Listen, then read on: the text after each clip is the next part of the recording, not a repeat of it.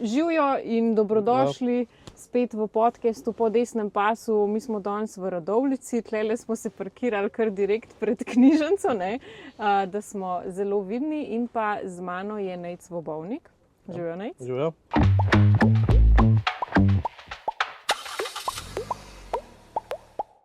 Hvala, da ste prišli v Radovljico. Z veseljem. Danes ne smehen vreme heca, malo dež pada, ampak imamo, hvala Bogu, tukaj streha. Ja, smo pa prinesli dobro voljo, kljub temu, da je slabo vreme. Ne? Pridemo v vsakem vremenu, tako da ja, ni predaje.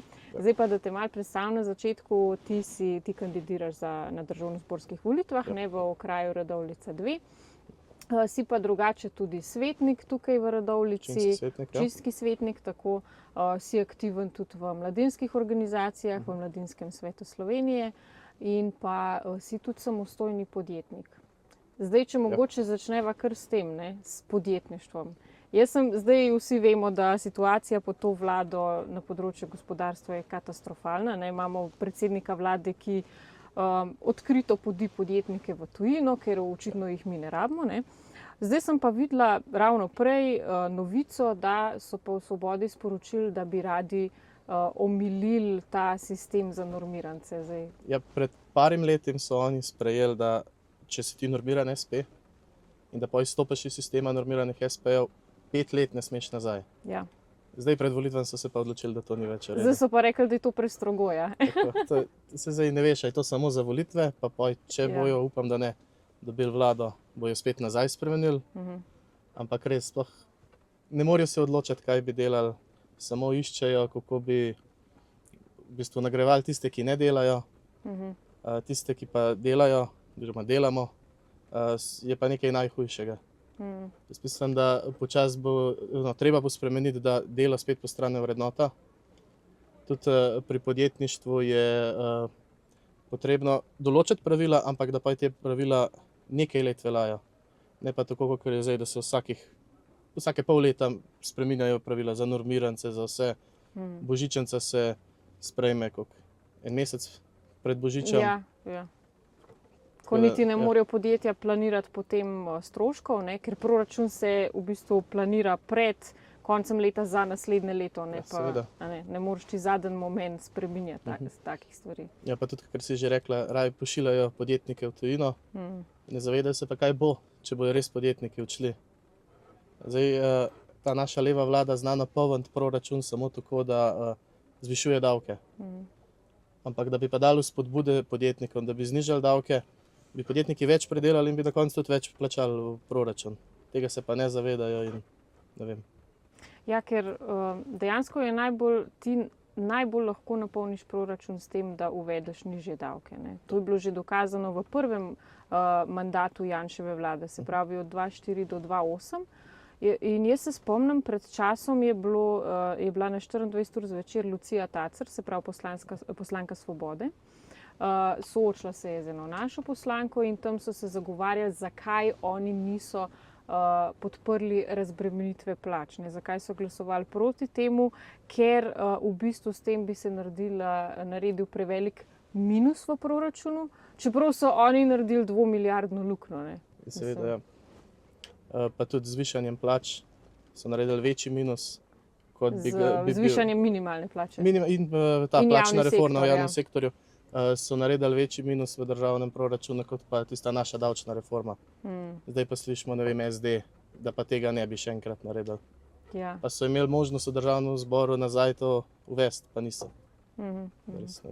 Ja, na začetku v bistvu vse sesujejo, ne, kar je možno, potem pa tik pred volitvami, zdaj bomo pa mi mečkam dali ljudem, ne, da nas boste mogoče spet volili. Edina obljuba, ki jo je Golob res izpolnil, je to, da davkov ni nižal. Edina predvolilna obljuba, ki jo je izpolnil v 4 letih, je bila, da davkov ne bo nižal. Ja, ker je rekel, da z nižjimi davki potem človek preveč zapravlja. Ja, v bistvu so še uvedli dodatne davke. Ne. Celo davek za dolgotrajno oskrbo, ki je ni. Ki je ni, ja. Noben ne ve, kdaj bo, kako bo. Neč. Ja, prodali so nam meglo, v bistvu, ne, če se tako izrazva.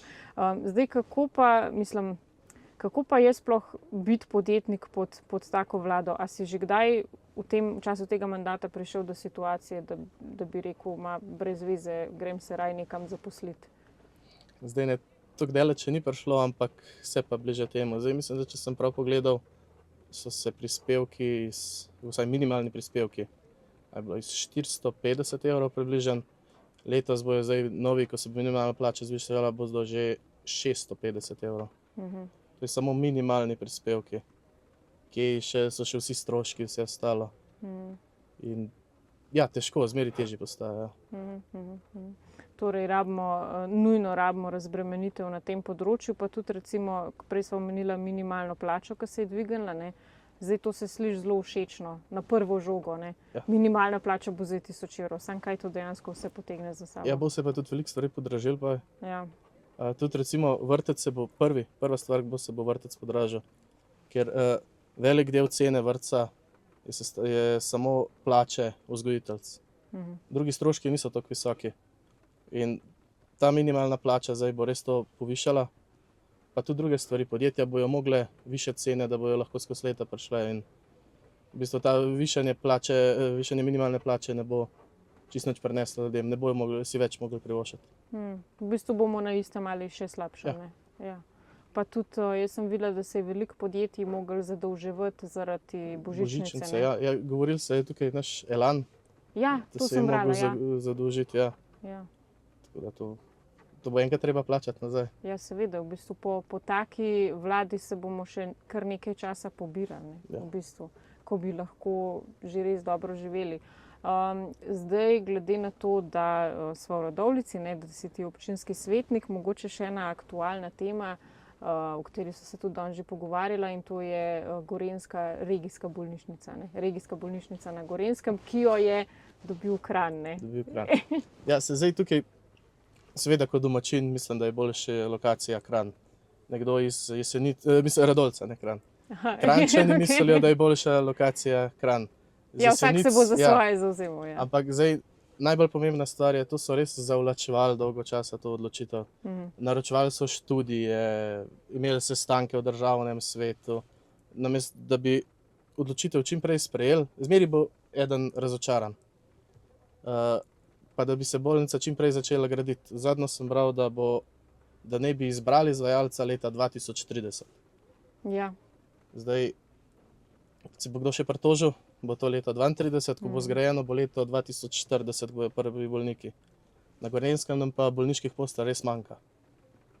In to se res kaže, kako je država počasi odloča in naročajo res neke... Da se preveč vlečejo te birokratski postopki, ja. Ne morejo se odločiti. In jaz mislim, da so izbrali Kranj samo zato, ker je tam več volivcev. Ja. Ker ko so dali točke, je Radovljica imela, ne vem, točko, dve več, ne veliko. Pa so pa izbrali Kranj, ker je tam največ volivcev. Ja, sigurno je bilo več takih faktorjev zadaj. Sem pa jaz tudi prebrala, da v bistvu bo šlo še dodatnih 3 milijone, zato ker je tam nek daljnovod na tisti lokaciji, ki ga je treba prestaviti. Ja. Pa tam so tudi zelo dobre kmetijske površine, ja, ki jih bodo uničili. Res je, na Zlatnem polu, ja. Pa tudi vemo, kakšne kolone se kdaj tam naredijo. Tukaj bi bil prav poseben izvoz za bolnišnice, za avtoceste. Ja, seveda so vse te odločitve zelo vprašljive. Zdaj župan Rakovec tudi prihaja iz kvote SD, ne, ki mogoče na zunaj delujejo taki zelo mili, neki zmerni politiki, a ne, v bistvu njihovo ozadje je pa zelo močno in so tudi zelo koruptivna stranka, če tako povem. Ne. Veliko imajo nekih korupcijskih afer. Ja, veliko enih afer je bilo, imamo celo potencialne povezave z mafijo, recimo pri poslanki Meiri Hot, ne, ki prihaja iz zelo vprašljive družine, tako da verjetno so se pač tukaj uporabljale neke vizije, ne, ker je SD kadrovsko zelo močan, tudi čeprav imajo bolj malo poslancev v državnem zboru. Ne. Eno, se so pa stranka z dolgoletno tradicijo, za razliko od Svobode. Recimo. Ponosni nasledniki komunistov, ne, tako kot so se sami razglasili za to. In zdaj sem se pa spomnila še na eno stvar, ki je bila aktualna, se mi zdi, da prejšnji teden, ko so svetniki v Ljubljani so razglasili se pravi svetniki iz SD-ja, Svobode in Levice, pa še vedno županove liste, Jankoviča, ne, so rekli, da je bilo to nacistično, ker je Janez Janša rekel, da so Ljubljano spet naredili slovensko. Ne. In potem je bilo seveda soočenje na 24 ur zvečer, kjer je bil predstavnik SD-ja, Koprivc, da Ljubljana je slovenska že od leta 45 in tako naprej, pa ne vem, s kakšnimi težkimi besedami se je takrat opletali. Mislim, kaj si ti misliš ob tem, da zdaj pa že to zavržno, da ti rečeš, mislim, da imaš ti nek pozitiven odnos do lastne domovine. Ja, res da smo naredili Slovenijo Slovencem. Kako je Ljubljana slovenska, če igrajo trobači? Ja. Tudi zelo smo pokazali, se sva bila oba dva, je bilo 26. decembra na Prešernovem trgu. Ja, to je bilo ravno zaradi harmonikašev, potem to. Ja, ta je bila izjava. In tam se je pokazalo, da Slovenci hočemo Ljubljano slovensko in da ne želimo trobačev, sploh pa ne v decembrskem času. Tako, da želimo več slovenske glasbe, slovenske kulture, ki zdaj se zdi, da se vse bolj zatira, oziroma da nas drugi preglasijo.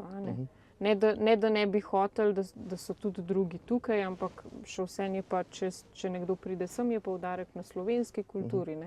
Saj tudi, če gremo mi drugam, ne. Se je treba prilagoditi. Ja, pa ne vsiljujemo zdaj svojega, ne z veseljem predstavimo, ampak ne bomo pa mi tisti, ki bomo prevladovali. Ne.